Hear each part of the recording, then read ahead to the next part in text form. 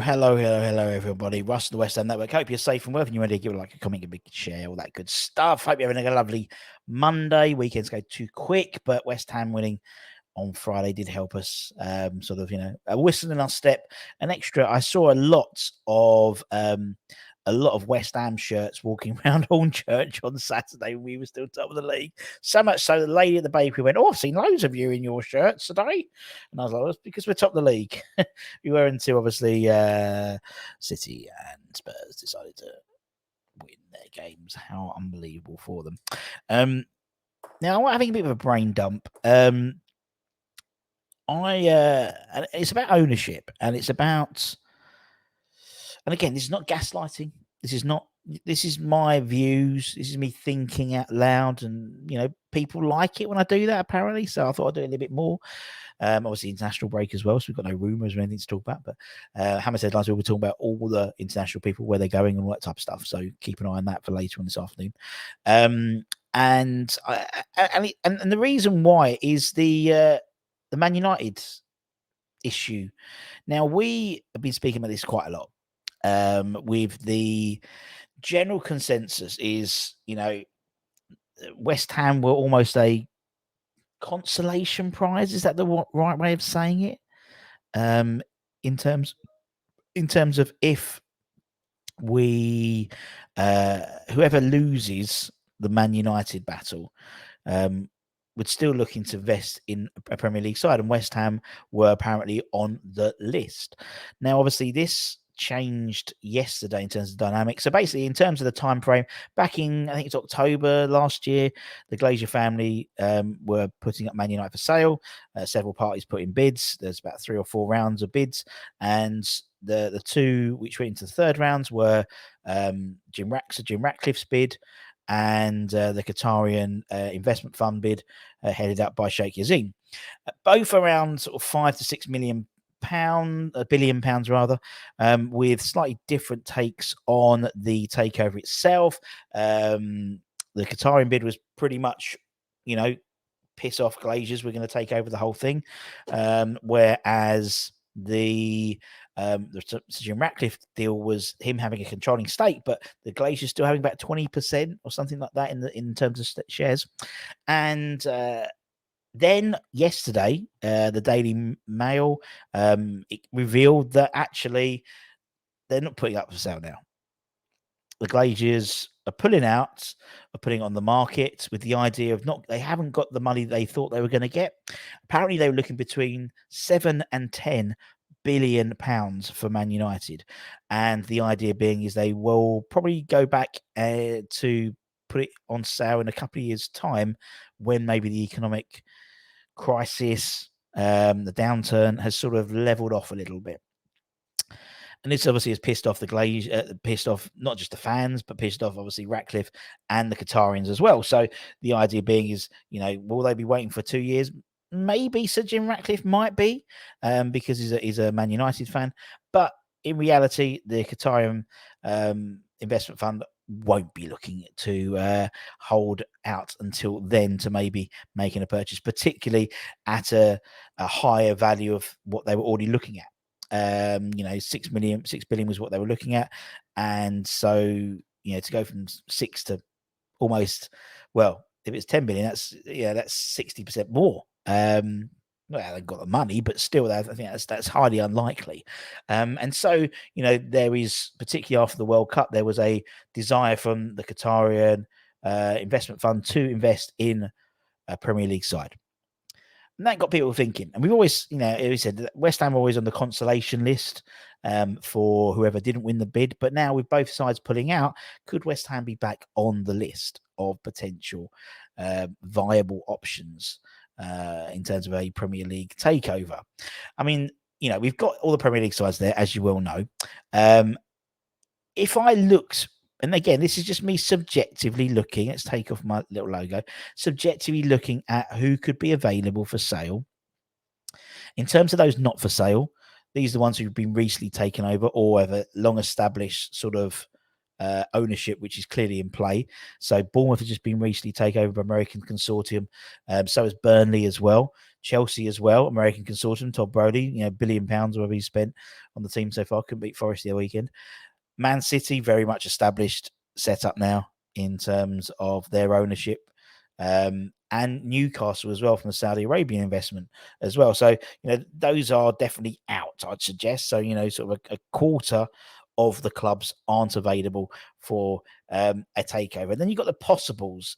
Arsenal, obviously, Kroenke has a major stake, if not total stake, but a major stake in Arsenal. He's obviously heavily invested in sport, and so the likelihood is he probably won't want to sell unless it was an incredible deal. Aston Villa, maybe, possibly. They've obviously had a bit of a renaissance and back in European football.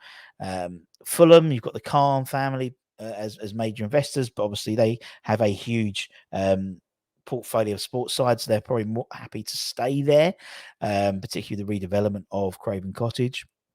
Luton Town being obviously recently promoted, but realistically, would they want to sell to a foreign investor considering all the issues they've had in terms of ownership before? Probably not. Man United possibly, but not until 2025, unless maybe the Qatar, a company put in a significantly higher bid than £6 billion, which is crazy when you think about it. Nottingham Forest, obviously, you've got the they're headed up by the Olympiacos owner, obviously heavily invested money into the side. Second season in the Premier League, obviously wants to see a return on that, maybe. So yeah, possibly. And Sheffield United, I think it's been Hazim owns a major stake in that, if not almost a complete control stake. And there's obviously something strange at Sheffield United. I mean, selling your best player, selling Sander Berg to your relegation rivals, pretty much under the nose of the manager. Very strange. Obviously, something going there. So maybe they were looking at investment. Then we've got the availables. Brentford, possibly, but then again, that might be maybe more possible than available. Brentford have their, very set in their ways in terms of the ownership, so it might be settled. Brighton, possibly. Crystal Palace, possibly. Everton, definitely. They've had two failed attempts to be bought out by both American consortiums, I believe. Liverpool, again, we know that the American owners are looking to sell. Obviously, Liverpool, a lot of heritage as well, in the same way that Newcastle has a fanatic fan base, not necessarily particularly investable from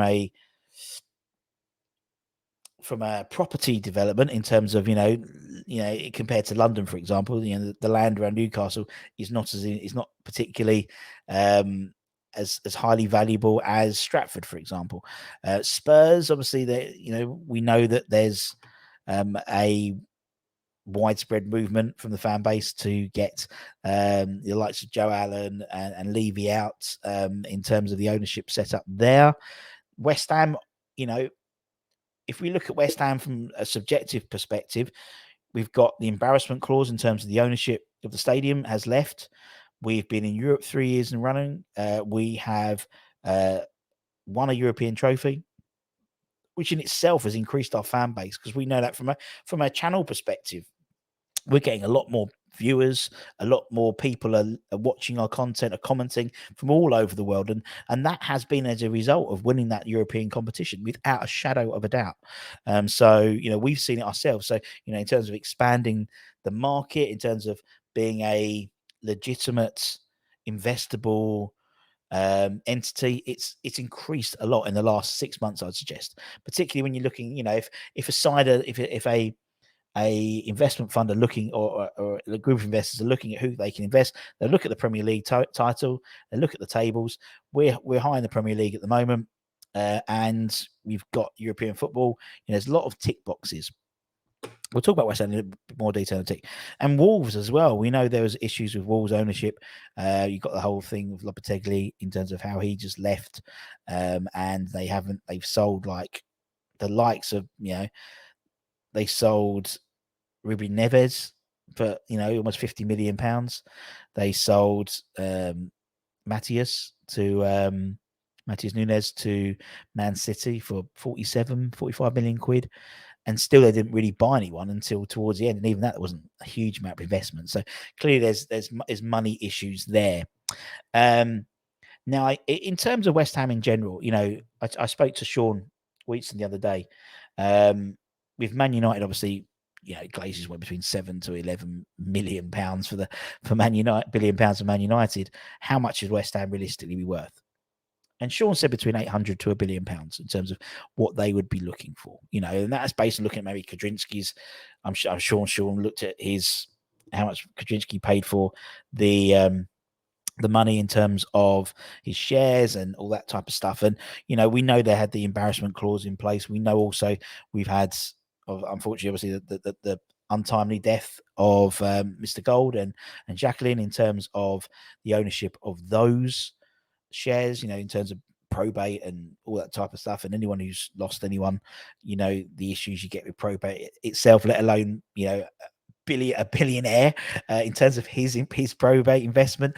And then in terms of who that would have gone to, then obviously she sadly passed away. And so there's been that sort of issues there. I think you're looking at West Ham now as an entity. I think from 6 months ago to where we are now, we are incredibly valuable. We're incredibly investable. You see the sort of the development of Stratford, the ownership of Stratford property is skyrocketing. Lots of organizations are moving out of Canary Wharf and they're moving into Stratford, and it's becoming a real hotbed of not just financials, not just international, companies, but, in terms of the arts, Sadler's Wells is there, the V&A is moving there.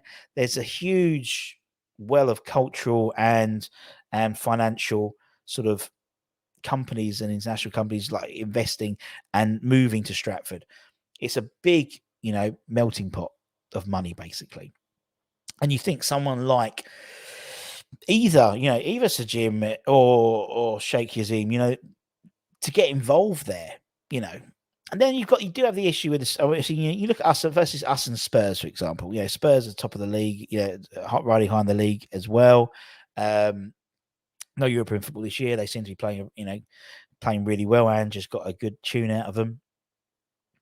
You've got for them, they own the stadium. Obviously, they're still in debt in terms of paying off the stadium, but they own their stadium. Any discussion with West Ham in terms of ownership would then need discussion about where we're going to play our football. In terms of whether we buy the London Stadium, to be honest, would probably be the cheaper option. That would itself have complications, in all honesty, because it's public building, so it'll go to tender. But we've seen before, before Danny Kaye came in, the whole PAI thing. Do you remember them? Apparently they'd already agreed to buy it off LLDC, and apparently our board were like pissed off about that. It's like, well, we want to buy it. You need to let us so we could buy it. But obviously all that fell by the wayside when Danny came in. But still, they're open to do a deal, probably even more so now the embarrassment clause gone. And in terms of looking at everyone in the Premier League, maybe I'm biased because I'm looking at through West Ham eyes, but I think we're one of the most investable sides you could look at the moment. I think we're on the up. I think you would get, for 800 million, £1 billion or whatever. Obviously, it's a sixth of what they were going to pay for Man United. And I have no idea how much the stadium would cost to be bought outright, or maybe even to move to a brand new West Hammy area. Do you know what I mean? And build a new stadium, a custom built Premier League football stadium, and then sell the land that is in Stratford. There's a hell of a lot of land there, and there's a hell of a lot of buildings that could be built there, and so. I think it's a really interesting thing, and I just really want to get your views on it. I mean, we've had everything with the ownership in terms of protests and things like that. Sometimes, thinking the other side, grass isn't always greener. We've seen people go in and invest in in clubs such as the Glazers, and actually probably made it worse. I mean, Old Trafford is falling apart, really, which was one of the biggest, is the biggest stadium in the Premier League. It's crumbling, really, and it needs a major investment to get it to where it should be, really. So there's always, the grass is always greener. With the constant, in terms of involvement of ownership, in some places it works.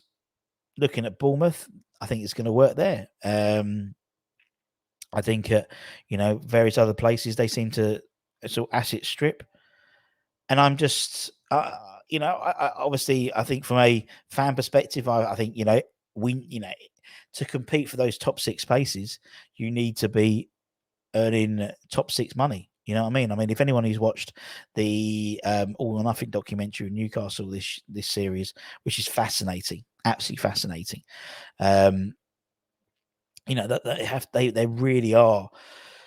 If you've got the right owners, I mean, they're trying to do it the right way. I think Amanda is a fantastic owner. On camera, she comes across fantastically. We don't know what she's like behind closed doors, of course. And obviously, Newcastle have had to sign off on all that's been documented before it goes live. But they were obviously paid handsomely by that from Amazon. So, but still, I think they're a fascinating setup. But I mean, I know it's only 4 games in, but they're not having a great season already, are they? So could the bottom have fallen out already? Who knows? But let me know what you think. I think it's a fascinating debate. And we love a mass debate here. People have said that. People said I'm a very good mass debater.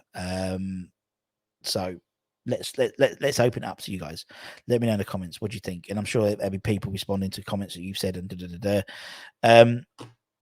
out of realistically, the question realistically, looking at all the Premier League sides that are available, are West Ham the most investable side? Putting your West Ham brain to the side, are we very investable? What do we think? I think we are. I think we are a very investable entity. I think we've got, we've got a fanatic fan base. That's proven. Not just with the fact that I believe we've got more season ticket holders at West Ham than any other club in the country. Is that right? I think I read that somewhere. Capacity wise, we're at the highest in terms of our capacity, in terms of seats sold per game. Last season, whether it was 99 something percent, ridiculous. We saw at the Town Hall hundreds of thousands of West Ham fans. I think to be honest, we've added hundreds of thousands of West Ham fans on top since winning the Europa Conference League. Plus also, the level of investment this season. I mean, we've improved the squad, no doubt, and we've spent £17 million less. We seem to be working to a better tune than we have been previously. And again, there's a conspiracy theory that Tim Steinding was brought in by the next owners, but I don't think that's the case, because now you've got the whole Man United thing. I think that throws up more names in the hat in terms of people who would buy West Ham. So I think that I don't sign up to that conspiracy theory. I sign up to the theory that I think that in terms of I think Mark Noble moving to a more retiring and moving into a more strategic role at West Ham, he knows what modern football is all about. And he's obviously got the ear of the owner and the ear of the board. And it was a decision to make a director of football. And he's, the only way you move forward is you have a sporting director or a director of football, or technical director, whatever we're going to call him. And I think that was why that was brought in. I think it was led by Mark or Hyper. He had someone's ear in. We are, with the appointment of Tim Steindl, I think we are a more investable entity now. We seem to be better running in terms of our transfer window, in terms of what we're doing, in terms of the pathway to the academy. And it just seems that things are getting a bit more organised. The fact that you've got this academy committee, which were set up to decide on, who was going to go on loan, who was going to be brought in, who was going to be, moved up to the 23, 21 squads, who's going to stay at the 18s, and who's moving from the 16s. There does seem to be a better setup. It seems to be a lot more organised than it has been in previous years. The fact is, you've got, from a board level, you've got things like Tim Steindl in there now, who's looking at it from a footballing perspective. These are the types of things that investors will look at. They'll look at how well money's been spent. And maybe until particularly this summer transfer window, we haven't spent money particularly well. we've made some profit on some players, not and lost a lot of profit on other players. People like Vlasic, for example. Yes, we've made money on someone like Mr. 41, but he was an academy player brought in, and that's almost skewing the numbers, if that makes sense. Skarmaka we lost money on, Haller we lost money on, Felipe Anderson we've lost money on, and I think, now, I mean, in the open market now, if you went and sold, I don't know, if you sold Kudus in 2 years' time, you'll be doubling your money. I would suggest. So obviously, we haven't seen him play yet, but based on what we're gonna, not seen him play more than 2 minutes, but still, same as Alvarez. What we've seen already now, considering the lad is still really going for his pre-season, to be honest. The likes of Mavropanos, we bought him for relatively peanuts, really, in terms of the experience that he's got. It does seem that we're a bit more well-oiled, and with that, maybe more investable. Maybe it is all a plot to become more investable. And I remember someone mentioning to me in the chat a while ago that we've what's the word, paid off a shitload of debt that we've got. That's always a sign that you're trying to balance your books out a little bit, innit?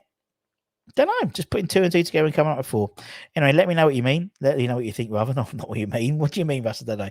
Let me know what you think. Hammer's headlines. We're going to talk about. We're going to talk about the international break. We're going to talk about Jesse Lingard and who Vladimir Sufal wants as our captain for the remainder of this season. So, take care. Stay safe. Stay warm. Stay humble. Keep the faith, my friends. And let me know your thoughts in the comments below. Take care. Bye-bye.